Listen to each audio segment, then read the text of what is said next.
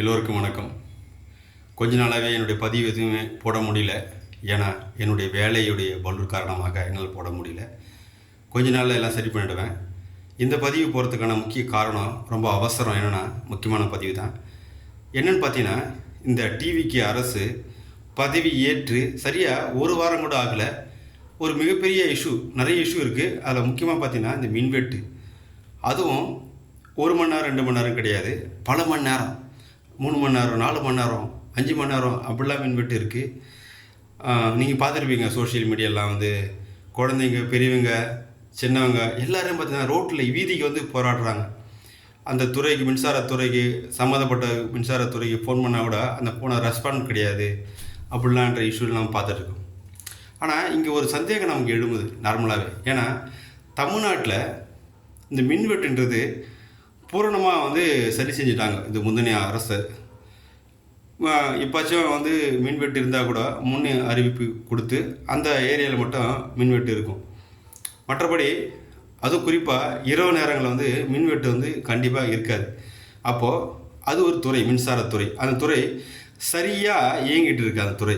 அப்போ யார் ஆட்சிக்கு வந்தாலும் இவ்வளோ பெரிய ஒரு மின் இஷ்யூ வரத்துக்கு காரணம் அங்கே தேவை இருக்குமானா எல்லாருக்குமே சந்தேகம் வரதான் செய்யும்.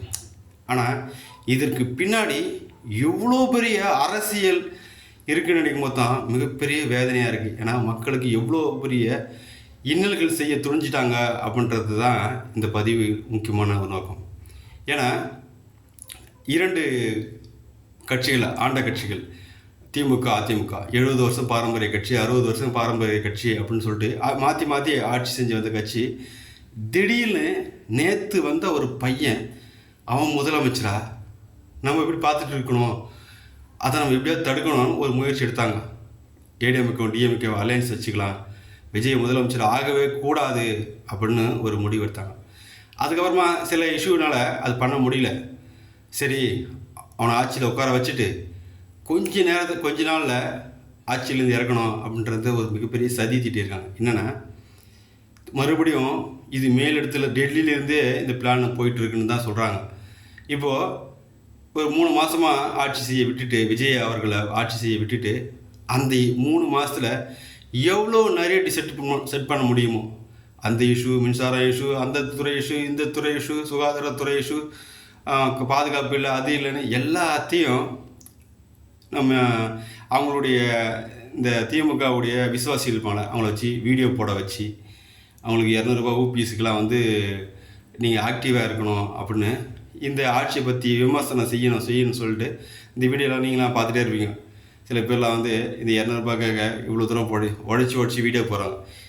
இந்த வீடியோவை திமுக ஆட்சியில் போட்டிருந்தாலும் நல்லாட்சி கண்டிப்பாக கிடச்சிருக்கும்.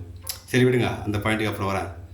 இப்போது இந்த மாதிரி ஒரு நரேட்டிவ் செட் பண்ணி விஜய் மேலே மக்களுக்கு அதிருப்தி ஏற்படுத்தி மறுபடியும் இந்த ஏடிஎம்கேவும் அதிமுகவும் திமுகவும் சேர்ந்து ஆட்சி அமைக்கணும் அப்படின்றது தான் பிளான். இங்கே பிரச்சனை எங்கே வருதுன்னா, இப்போது ஒரு துறை இருக்குன்னா ஒரு முதலமைச்சர், அமைச்சர், எம்எல்ஏக்கள் சேர்ந்தால் ஒரு அரசாங்கம் நடத்த முடியாது. அரசு அதிகாரிகள் சேர்ந்து சரியான முறையில் இயங்கினா தான் ஒரு நல்ல அரசாங்கத்தை இயக்க முடியும்.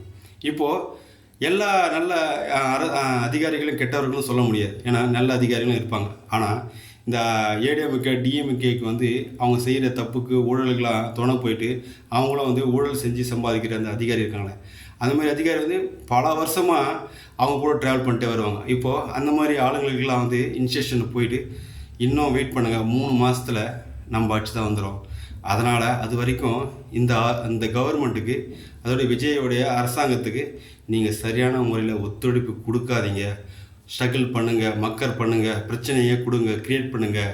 அப்போது இந்த பிரச்சனைலாம் நீங்கள் நடக்கும்போது இதை வச்சு இந்த இஷ்யூலாம் நாங்கள் பெருசாக எடுத்துகிட்டு போயிட்டு ஏடிஎம்கேவும் டிஎம்கேவும் அலையன்ஸ் பண்ணி மக்களுக்கு நல்ல செய்ய வர மாதிரி ஒரு ஆட்சியை செட் பண்ணுறதுக்காக பிளான் பண்ணிட்டு இருக்காங்க.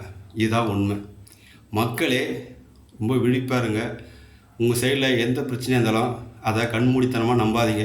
அதுக்கு பின்னாடி மிகப்பெரிய சதி இருக்குது. தேங்க்யூ.